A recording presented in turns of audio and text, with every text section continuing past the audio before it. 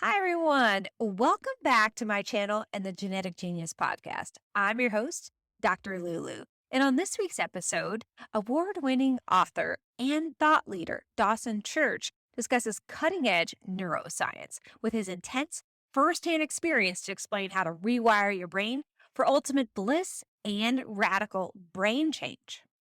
We discuss how during deep meditation, the seven neurochemicals of ecstasy are released in our brains. This includes anandamide, a neurotransmitter that's been named the Bliss molecule because it mimics the effects of THC, the active ingredient in cannabis. It boosts serotonin and dopamine.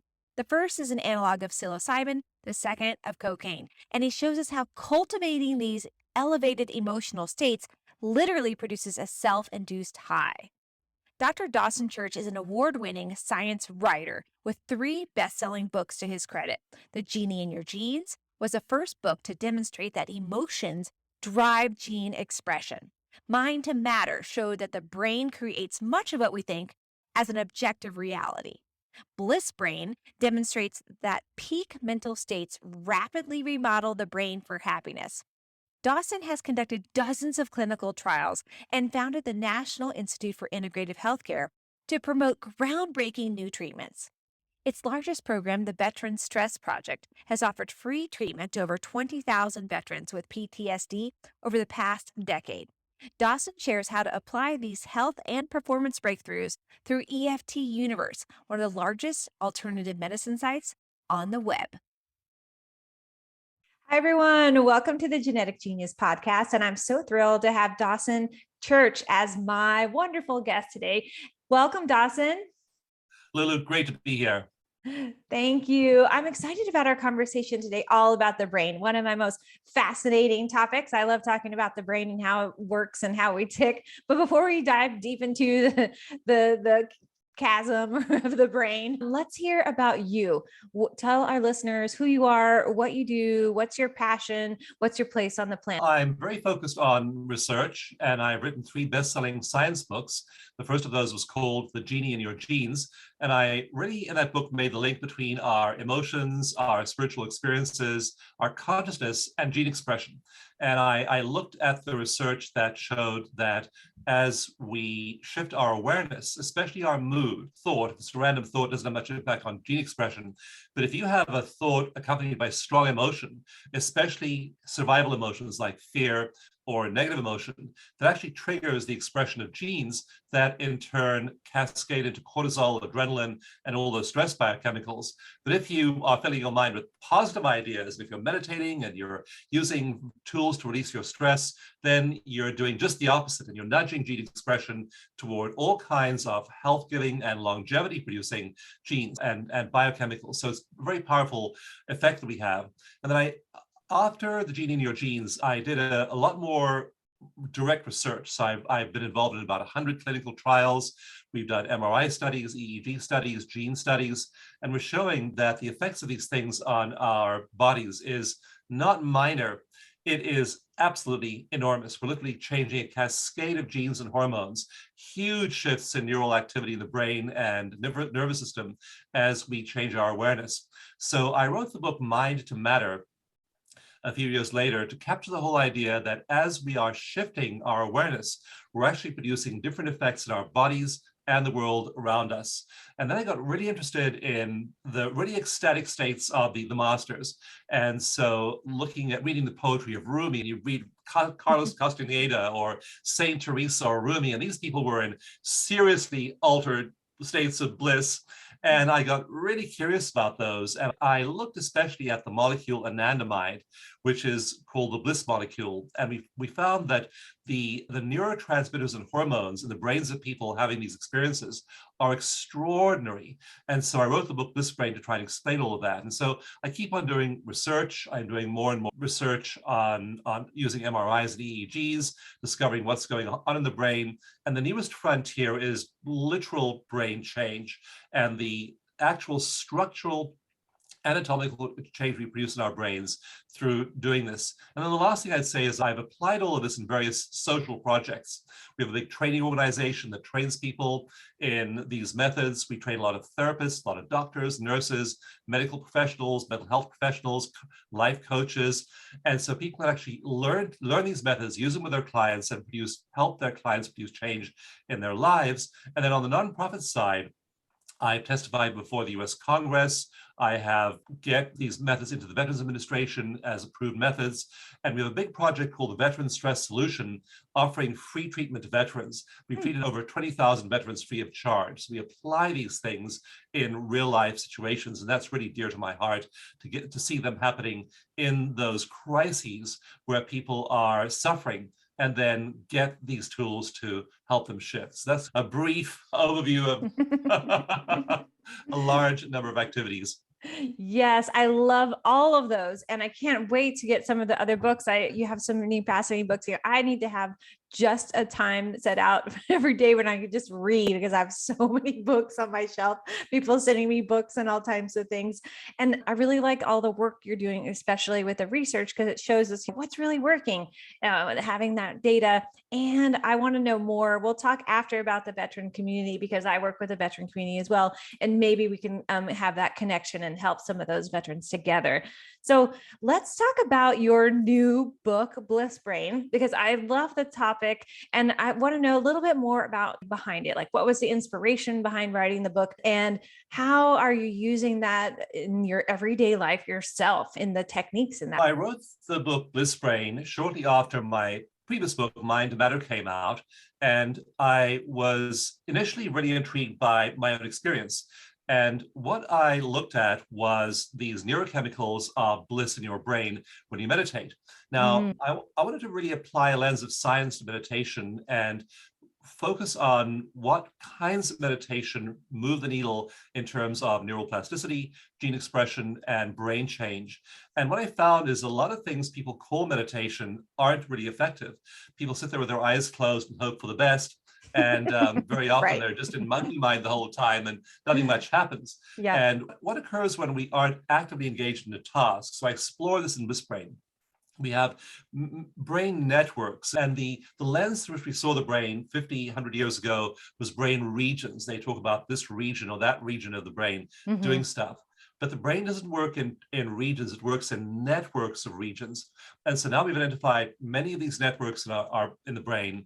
And when you're doing things, if I'm composing an email, right now we're having a chat, I'm hanging out with friends, I'm making dinner, I'm playing with my grandkids, whatever I might be doing. If I'm doing stuff, then there's a network called the task positive network that's engaged. And that really helps me focus on the task at hand.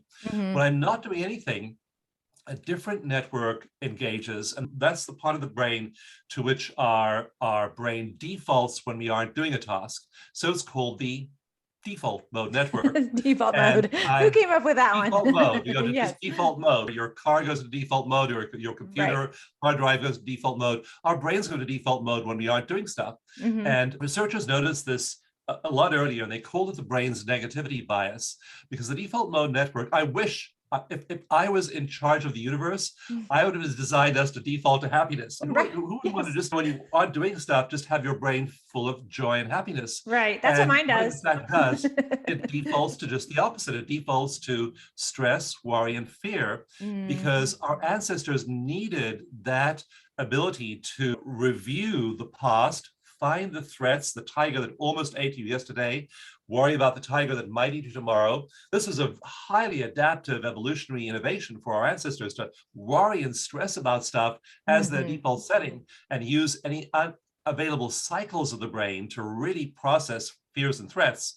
And so that's what our brain defaults to. And so when we aren't doing stuff, our brain goes there.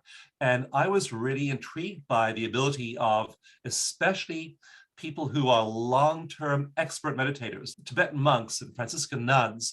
And what they do, you put them in an MRI, and the average person, they're going to that default setting of the default mode network.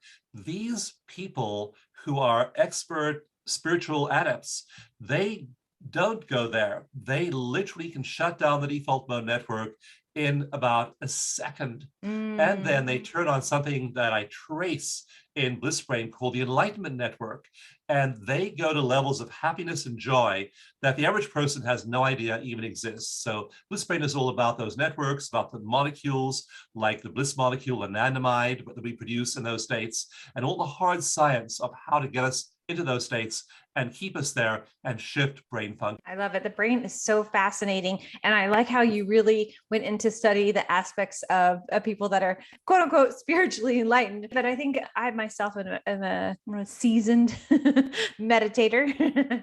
I used to meditate for several hours a day, and I don't do that anymore because I retrained myself where I don't need to go Yes. into that like massive hours of meditation because I don't have time for it. So I can just zap into it, and it just right away I can get into the meditative state where I don't have to be like, okay, let the brain turn off. So it's exactly what you were talking about, getting to that bliss brain state. Now, of course, I don't do that all the time, but most meditative states. Yeah, you can do it very quickly. In fact, and what we find is that after people have practiced for a while, then they are able to get to that state immediately, and they tend to stay in that state most of the day, and then pop into it spontaneously. I was being filmed for a movie last week, and there were times on the set where I just had to sit there, and there was nothing to do, and I just sit there and automatically pop into meditation. So you find yourself going there automatically. You're driving, and suddenly you're in this meditative state, or you're standing in line at the grocery store and you're waiting, and you just pop into the state, or you're on hold on a call and you just pop into that state. So the great thing about rewiring the brain is once you've done that initial work, like you couldn't have got where you are today, Lulu, if you hadn't spent those hours initially. But once you've spent those hours and devoted that time, then you pop into that state naturally. Yeah, that's so true. I hope so that those hours I devoted to meditation, they have paid off. They have really paid off. Yeah, there we go. You just mentioned something really key that I wanted us to talk about, and that is rewiring. So when we're talking about rewiring, let's talk about what is neuro remodeling. That's a phrase that you use in your book. And what does neuro remodeling mean? To me, I know what that means, but when I picture it in my mind, I'm thinking like, okay, you get a big piece of clay and you're just like, okay, I'm going to make this new shape out of it, and then my brain's going to be a new shape, but that's not quite how it works. Yeah, you're not going to bulge here and a bulge here. Right. As you remodel your brain. And so the old model, like from old textbooks from the 70s when I was going to school, they show the brain growing until the age of about 17, 18 years old, and then being static the rest of your life. And then in the 50s and 60s, researchers began to discover that the brain, in fact, is changing, and that the environment and experience can change the brain. And the newest studies show that consciousness can change the brain. And so the body has no tolerance for unused material. And the old saying in bodybuilding is use it or lose it. If you are working out your muscles, you see them grow. If you quit using them, they atrophy. And that's just really well known, in fact, in medicine. So you have to use it or lose it. Same thing with the brain. If you're using a neural bundle, then the body starts to increase the number of connections in that bundle, and the bundle itself grows. And then the parts of the brain that aren't being used start to atrophy.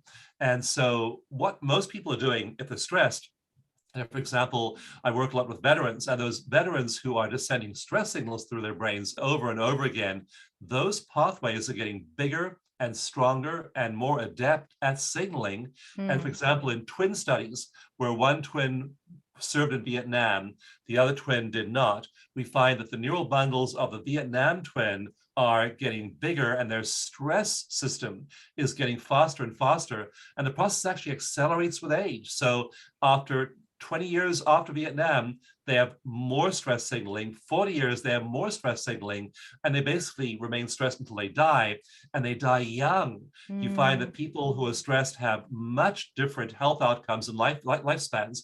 One giant study published in the British Medical Journal showed that people who have a negative mental frame die about 10 years younger than Wow. people who have a positive one. Yeah, and it produces a Mhm. huge toll. I mean, all that cortisol in your body, it degrades your organs, it produces the list of things produced by stress. Right. It's The list of huge. It's is stressful. huge. It's a Yeah, stressful it's list. stressful. Yeah. Stressful to read that list. Right. Yes, totally. Yeah. Yes. Yeah. And that's so true. When we get into, and it's like I talk to my patients about being like a loop, right? You get into this, whether maybe it's you're in a chronic pain loop, you're in this constant like loop, and you have to break yourself out of it. And meditation is such a great way to do that. I think it sounds like that's what that neuro remodeling is as well, as having our brain shift. It's kind of like a distraction method. Okay, you have to think about something else so you can get yourself off the path of being that like, I'm in pain, I'm in pain, I'm in pain. Okay, not. I look at the tree or look at the beautiful Yes. flower and get your brain into that other loop where you can have another rebuilding session. Yeah. And in fact, that's what happened. That directly literally happens to the brain, because traumatized people are stuck in this trauma loop. And what's going on in their emotional centers, learning centers, is that stress signals are being sent directly from the hippocampus to the amygdala into the body, and they're going into fight or flight directly. In people who are healthy and have the ability to do reappraisal and interrupt the trauma loop, that information in the hippocampus is referred up to the prefrontal cortex, which says, okay, let's take a breath, let's walk in nature, let's refocus ourselves.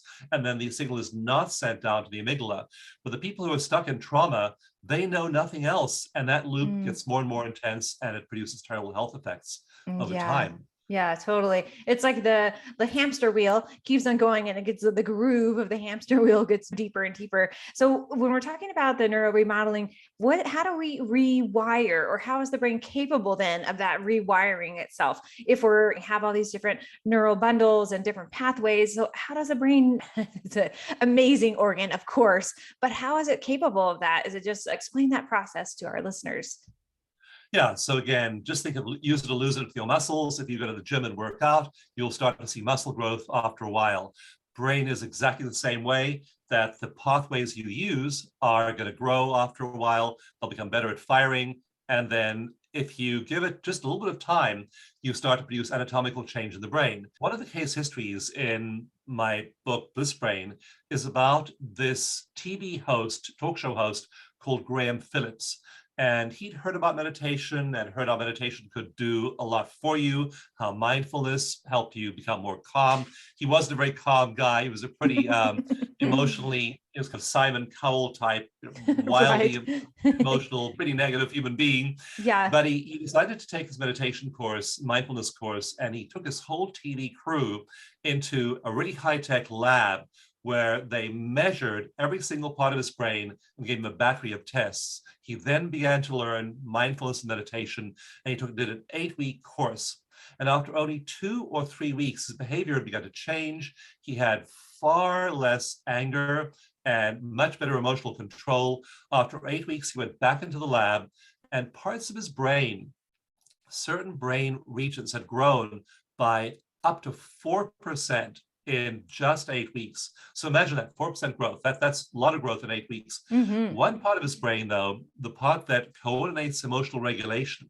And by coordinating emotional regulation, I mean that when somebody, say, says something that annoys you, you don't explode, or you have to wait in line and you're patient, or someone cuts you off in traffic and you're calm. So that's emotional regulation. And you absolutely need emotional regulation to live a happy life. If you're just reacting to every random problem there is out there, you can't be happy. So the emotion regulation part of the brain is called the dentate gyrus. It's a little sliver of tissue in the very center of the brain, but it has connections with many brain regions. His dentate gyrus in 8 weeks grew by 22.8%. Wow, that's In just 8 amazing. weeks. Yeah. That's how quickly parts of our brain grow when we're applying these Mhm. effective meditation principles. Yeah. Oh, that's really fascinating. And have you seen in the research that those percentages and the amount that the brain is growing have been increasing lately as we're changing as humans and the planet's changing? Are we seeing that change happen in the brain? Yeah, and the last chapter of Bliss Brain, it's really hopeful, because what I did was I have a chapter in there called the 1%. And I called 1% because I wondered how many people meditate, what percentage of the population meditates. And as of like 20, 30 years ago, when I was learning to meditate, it was 1%. And those numbers are fairly well studied. So I thought, how many people meditated back in the Middle Ages? How many people were interested in spiritual growth? And there are records for countries like England in 1100 and Germany in 1300. And wherever I looked, I found that number. 1% of the population would go into a monastery or a 1%. convent or have focus on spirituality, and the other 99%, they had no interest in it at all. And then I found records in India and China, also going back almost 1,000 years, and it was 1%. So we've had this 1% of the people interested in spiritual growth for, as far as we can tell, for millennia across cultures. By 2004, in the US and northern countries, that number had risen to 4%. So we quadrupled the number of people meditating and interested in spirituality. And today the number is approaching 20%. Wow. So we're having a whole lot of people, millions of people meditating and changing their brains. And that is definitely going to be changing society. In fact, I'm looking now at retroactively how it has been changing society for a long time.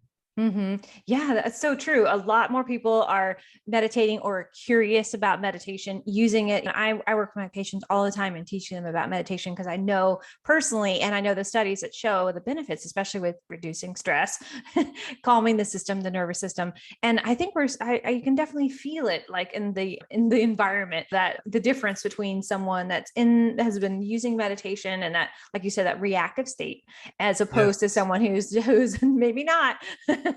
And walking the line of not practicing that mindfulness technique. And I think that we're going to see that those changes continue. And I think those numbers are going to grow up because people are realizing like how many benefits it can do for the physical body, right? When we're using these techniques, we can see changes in our inflammation, that cortisol response, which is huge for helping reduce systemic disease. Absolutely. Inflammation is one of the targets you can look at. Like we did a study. So I did a whole bunch of psychological studies, especially with PTSD veterans back along the road. And I thought, how is it affecting these stress chemicals like cortisol?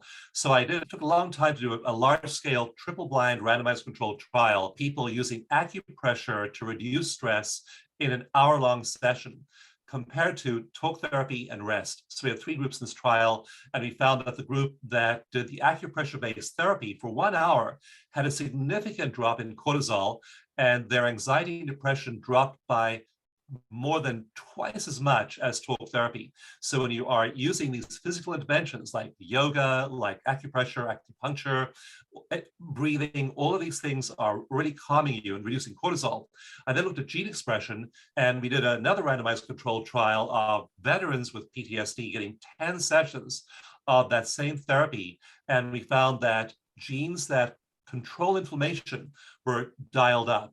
Genes that increase immunity dialed up. So it's literally affecting the gene expression of these veterans. We're literally dialing up genes that control inflammation when we reduce our stress with these techniques. So it's powerful, and it's producing literal changes in genes. Another study found 72 genes regulated by 1 hour of that same therapy. Yeah. That's amazing. Just fascinating to me, because epigenetics is how we can change everything in our body, everything around us. And I think that more people are using alternative therapies. They're more mainstream now, especially acupuncture. Most people know about acupuncture or acupressure. They've heard of it.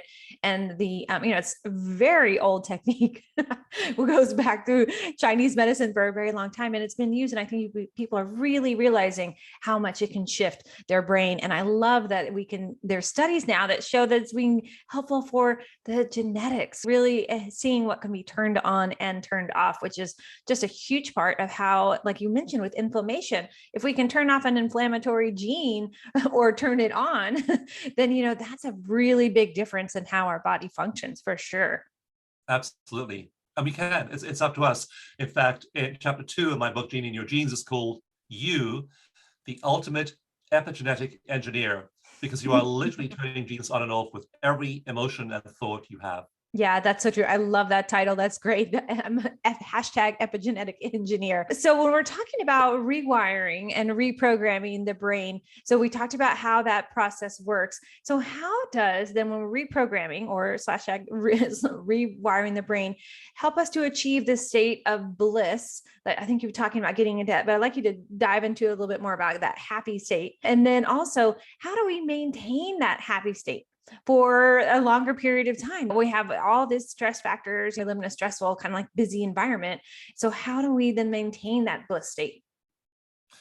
Yeah, so there are two techniques I teach. The first is meditation, and I developed a method many years ago called eco-meditation, which combines heart coherence, regulation of the sympathetic nervous system. It includes some self-hypnosis, a little bit of acupressure, and when you put all these things together, it produces very rapid, calm, but alert states in most people. So it's a mechanical technique. You just breathe at a certain rate, relax certain muscles, and then you pop into these elevated states. So I recommend people do this because we found in our trials that it works for most people, not everyone, but most people who can't meditate. And I'm a terrible meditator in the conventional sense. I can't still my mind, but with eco meditation, you don't have to. You just let your mind do its thing, but you get into this really calm, alert state. And so that works. So that's the foundation of a positive mood to start your day that way with eco meditation. And then you need to then go and find a way to bring yourself back to that state during the day when you get stressed by events. And so that's the second thing you need to do. And that's where the acupressure-based techniques come in. So get yourself happy that way, and then bring yourself back to that state throughout the day with acupressure. It only takes 2 minutes to do the acupressure routine, and then you're back to that calm state. And what then starts to happen is you move into these extraordinary states after a while. And when you again read poetry of people like poets like Hafiz or Saint Teresa's Interior Castle, you realize these people were in extraordinary states. And when we put ordinary people into MRIs or EEGs after training them in these methods, they are actually hitting those states. I did one clinical trial, big, large-scale randomized controlled trial using MRIs, where I had people use either eco meditation for a month, or the control group used mindful breathing, which is a pretty good technique by itself. Yeah. But after a month, the mindful breathing group had no changes in their brain.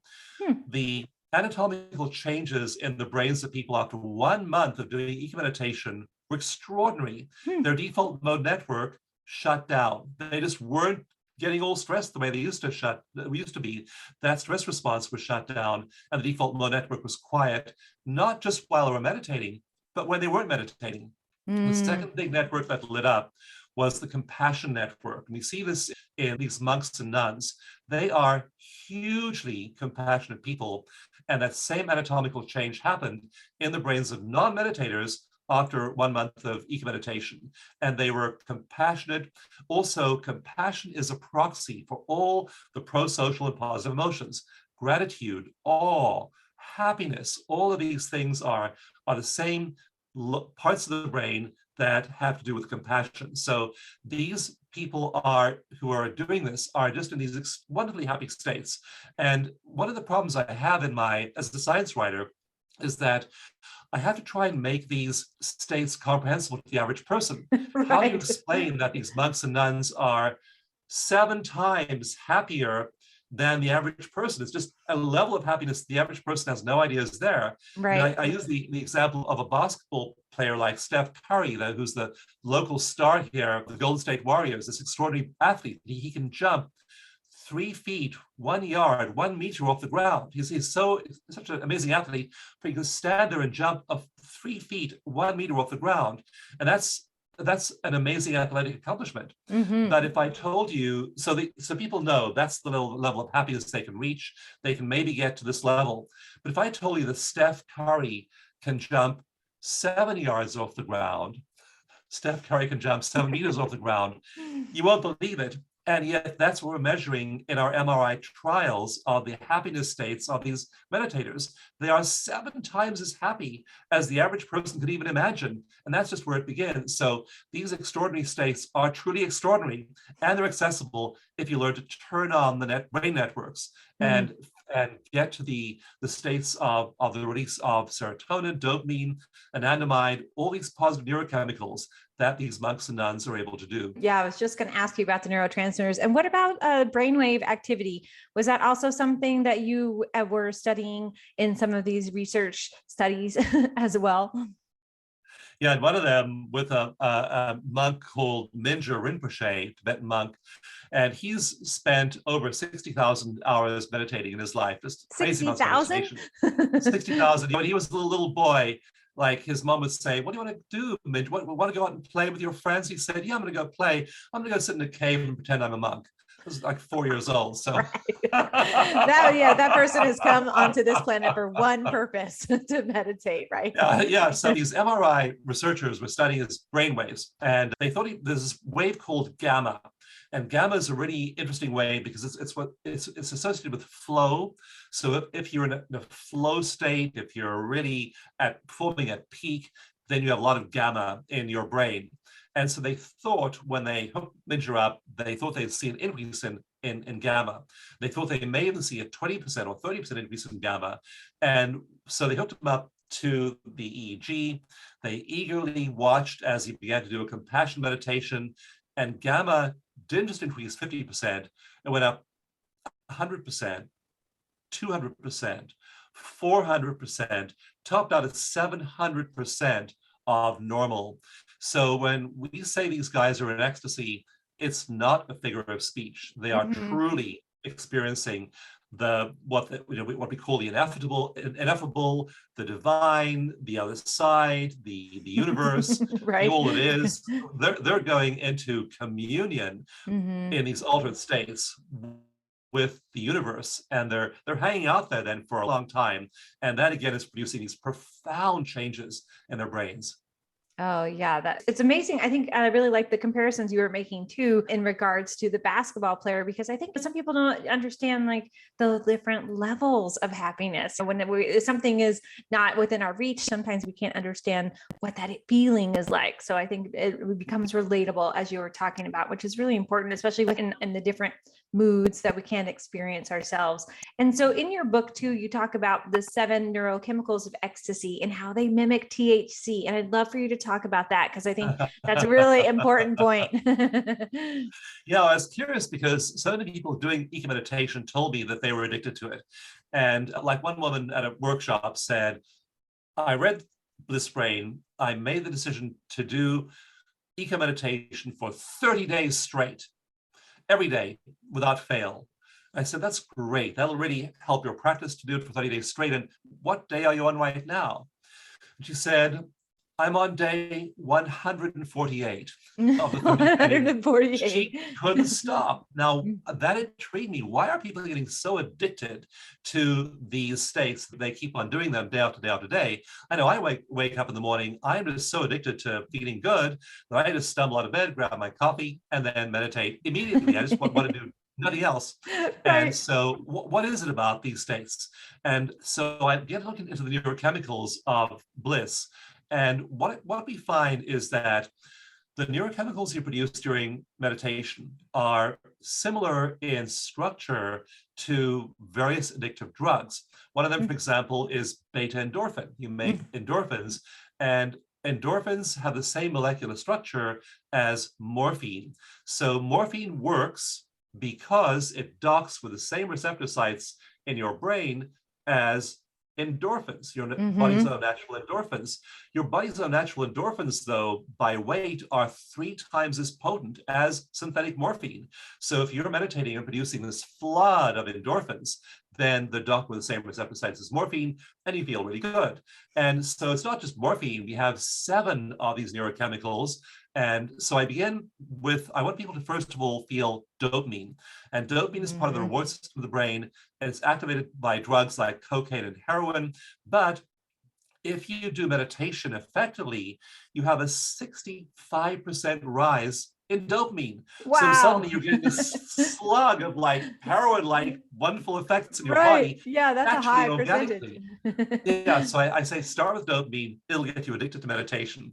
Then move to oxytocin. And oxytocin is the hug drug, the love chemical, the bonding hormone. Hmm. And you can get that from not just bonding with people at your own local level, but you can get that by bonding with the infinite. So you're there in meditation, you're lost in oneness, your default mode network is shut down, your personality and ego disappear, and you're just floating in there, one with the universe, Hmm. and you're now in love with that state. And so there's this love neurochemical flowing through your body. You feel infinite love. You feel so much love. There are times, Lulu, when I sit there in meditation and I just weep with just Mm. the absolute love and joy pouring down from the infinite into my finite experience. I don't know Yeah. what to do with it all. It's just blowing Right. apart my body and brain. And you just feel so much love when you're in that Mm. state. And that's oxytocin. So Yeah. oxytocin is number two. Then what I want to do is give people, before they get to serotonin, and again, serotonin has the same molecular structure as psilocybin, magic mushrooms. And Yeah. so you're basically macro dosing on serotonin, psilocybin, Right. when you're generating that in meditation. But I want people to have something before that, because if you have too much serotonin, it's easy to get sleepy. It's a Hmm. precursor to melatonin, which are Exactly. your sleep neurochemicals. So I want people to have some norepinephrine before that, because norepinephrine in large amounts is stressful, in small amounts is euphoric. So we give them some of this performance enhancing neurochemical norepinephrine. And then after that, they get serotonin slash psilocybin. And then we go into beta endorphin and anandamide, as well as nitric oxide. So they get these 7 neurochemicals in their brains. And you just feel so ecstatically good at that point that you then have shifted your whole reality, shifted your day, shifted brain function. And these are also learning neurochemicals. They tell the body to pay attention. This is important. The salience neurochemicals, they tell your body, this is a really important experience. Pay attention to it. And what you're paying attention to is bliss. And that's why you get into this brain and tend to stay there. Yes, that's a really good message for your brain to be giving you. Pay attention. This is bliss. Yes. Yeah. And I think that's just fascinating. And I love that the science piece that you're bringing into our discussion about meditation, because it's, I would say, how long, when did they first start studying meditation? Maybe this fact, but the first one I know, I think, is 15 years ago, I think, but maybe even before that. So now there's so much more about how the brain works and the benefits of meditation. And people, like, when we have that piece, to me, it allows us to study it more, because we can see the scientific data about how our brain is really working. Like, oh, let's actually see how meditation works. And you can see, like, inside with the MRI, and you can see how the neurochemicals are working, the neurotransmitters. And those are really important, especially for, like you were mentioning earlier, with veterans with PTSD. Very important to have a change and shift in the neurotransmitters when they're in that trauma loop that we talked about earlier. So key. Yeah, and science is really important, because before we had science, before we had MRIs, EEGs, we just had experience. And experience is really Mhm. wonderful. If you'd asked somebody 100 years ago, before we had the scientific evidence, how you got to these states, they would have said, oh, it's really simple. We know how to get you to these states. All you have to do is go to a monastery, spend 10,000 hours in meditation, take vows of poverty, chastity, and obedience, be with a spiritual master, sit with a guru for maybe 10, 20 years, and then you can get to those states. But what we can do with neuroscience is we can look at their MRI signatures, we can have them do certain specific things. We can say, that gets you there, but more importantly, all this stuff does not get you there. And I can tell you the saffron robes do not get you there. The 10,000 hours in the monastery may get a few people there. But now with neuroscience-based techniques, we're taking people, like we did one study, it's being published soon, it's not published yet, Mhm. but the data shows that in one day, doing these Bliss Brain based techniques in a single day, that 71% of people had a transcendent experience. They were able Wow, to that's move in that huge. space. Yeah, yeah, yeah. Almost 3/4 of people moved there. We then looked at their follow-up results 3 months later, and they were still hitting those transcendent experiences 3 months later. So we now know that by tweaking the experience, not going through that long path, But by taking the short path based on science, you can get there fast. Yeah, it's like a fast track, which I think a lot of people are looking for, but they don't always think of meditation as the way. Oh, like you were mentioning, like coffee or some other device, I think. And I think, Yeah. meditation, we're now seeing how much of a fast track that it really is. So let's talk Drugs. about, They're looking at drugs. They think they have to go right. microdose or do various like synthetic drugs, Exactly. but they don't. All of these things are produced naturally in your own brain. Yeah, pharmaceuticals, opioids that we have an epidemic around. I think that if we can replace every person that's on opioids with meditation, think of the shift that could do for our society, right? I mean, that would be amazing because it's just the same transmitters. We could easily have that shift replaced. Yeah, that would be a great study. That could be your next one. They're only looking for opioids because they just don't know and haven't been trained that our body is producing all those chemicals naturally in our own brains. Train people, get them addicted to their own well-being, and then they realize, oh, I don't need all that external stuff. I can generate it right here using my consciousness. Yeah, so true. And another wonderful, fun thing I wanted us to discuss that you practice and teach people is EFT tapping, because I think it's a great way. I'd love you to just, talk about what it is, how you can use it, and also do you use it with part of the eco meditation? And then we'll start wrapping things up and find out about how people can start the eco meditation themselves. Good. Yeah, and tapping is important because it's just tapping on acupuncture points like this rather than using acupuncture needles. And research shows that tapping on the points also stimulates the acupuncture meridians and really rapidly balances your body's energies, and again reduces your cortisol. So that was that triple blind study that reduced, with 1 hour of EFT, people had a huge drop in cortisol and a big drop in anxiety and depression. So there are about 100 clinical trials of EFT. It's super effective. It's used all over the world. It's used in the Veterans Administration. It's used in many hospitals and clinics. And it's just a really quick stress reduction technique. And what it does is, when you think about a negative event from your past, maybe a childhood memory, maybe a combat memory, an auto accident, divorce, whatever the stressor might be, you, by having that memory, are sending a stress signal to your brain because all the negative emotion comes up. If you do that, but you also then are tapping on acupuncture points, that sends a calming signal to the brain. So now the brain's getting two signals, one saying go into fight or flight, one saying remain calm, and the brain prioritizes the soothing signal that's coming from the body from the tapping. And so we see people in MRI studies and EEG studies, their emotional brain just quietens down when they start tapping. So we have people tap when they get stressed during the day after they've used eco meditation to balance themselves and enter a positive state in the morning. So start the morning the meditation and then tap during the day if you get stressed. That's great. So it can, when you start it in the morning, then if you use it throughout the day, it can help your body to remember that state that you were in before, correct? That's right. Yeah, that's so great. And it's such an easy thing. It doesn't take a lot of time. You can do it anywhere. Like you said before, when you're standing in line, waiting for something I like to use it at the airport. For me, because I can get out of the airport's so crazy and chaotic sometimes. I'm like, okay, I just want to be in my zone. I want to little over here, do a little tapping, do a little meditation, get myself into the space of relaxation, because there's a lot of energy at the airports to process. Yes, absolutely. Whenever you're in a situation like that, it'll help you, first of all, find and balance your own energy. So we're affected by the energies of other people, but we want to learn to really be in ourselves and have our own energy balanced. And the energies of other people, especially a lot of chaotic energy, can scramble your energy. So you want to use EFT to regulate your energy, balance your energy, and then have a really coherent energy flow. In my book, Mind to Matter, I looked at the brain patterns of people who are great manifestors, and we find that they have highly symmetrical, ordered brain waves.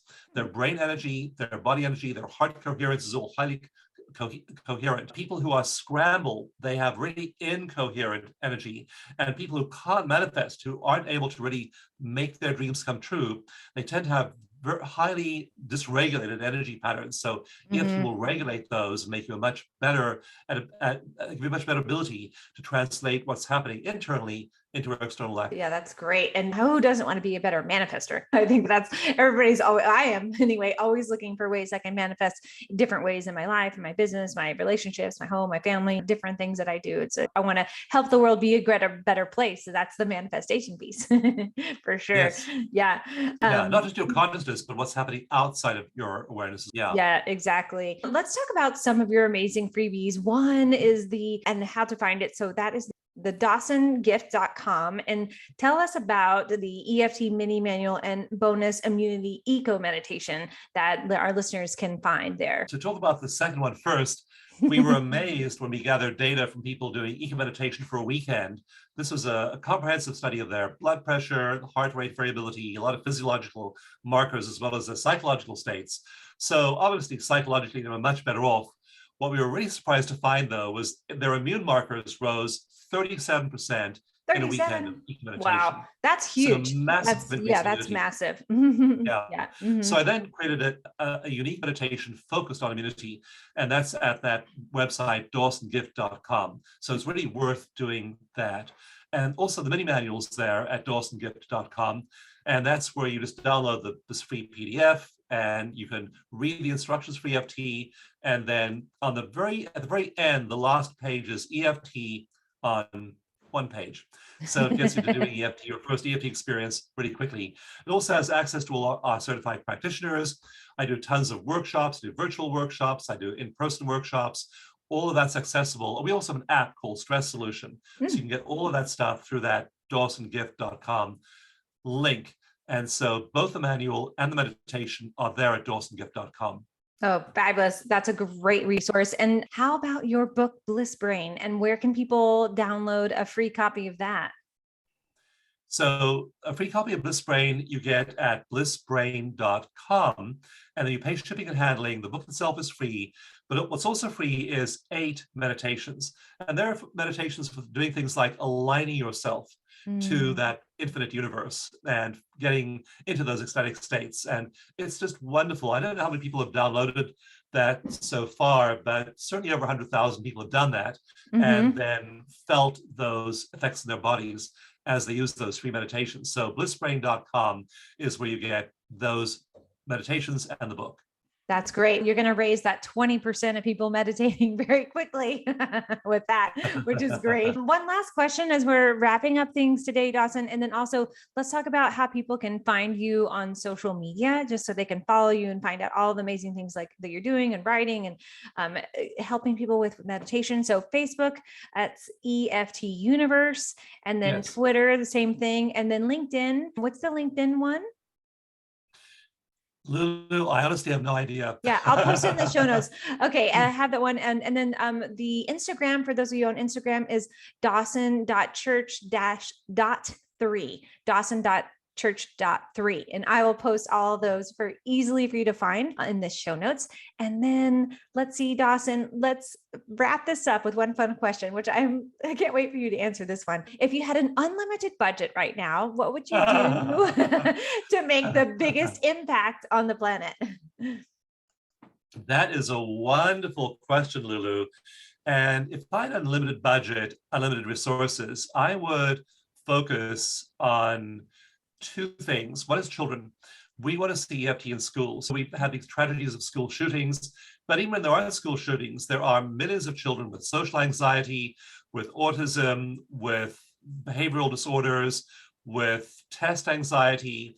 There are so many factors affecting children and really shifting their quality of life. The average adult laughs about 20 times a day.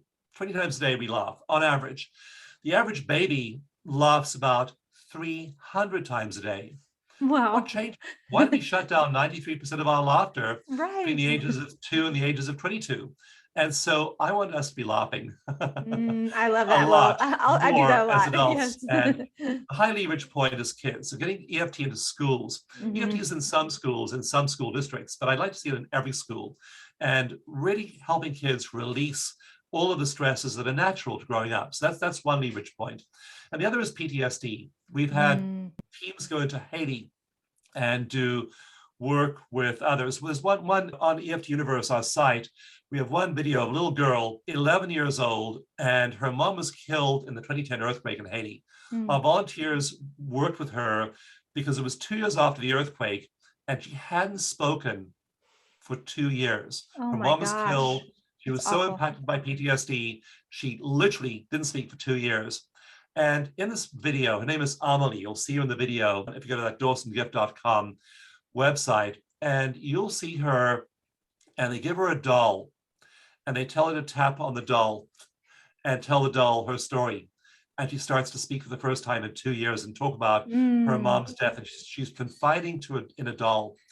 And by the end of that video, 7-minute video, Amelie is running around, playing with the other kids, laughing, singing, and she's getting her life back. So I so want this to get to both children and to people with PTSD. I want every Amelie in the world to have the benefit of this. And so all these trauma survivors, all these people who are impacted by trauma, I so want this method to be in their hands and for them to have the freedom that comes from tapping. Yeah. Oh, I totally agree. 100%. Ding, you get that one. That one, yes, definitely needed. Thank you so much, Dawson, for joining us today. I loved our conversation all about the brain and learning about your fabulous new book, Bliss Brain. And I can't wait for people to download it and start their meditation journey. Lulu, what a joy. And I'm so glad you're a meditator. Stay happy. Yes, you too.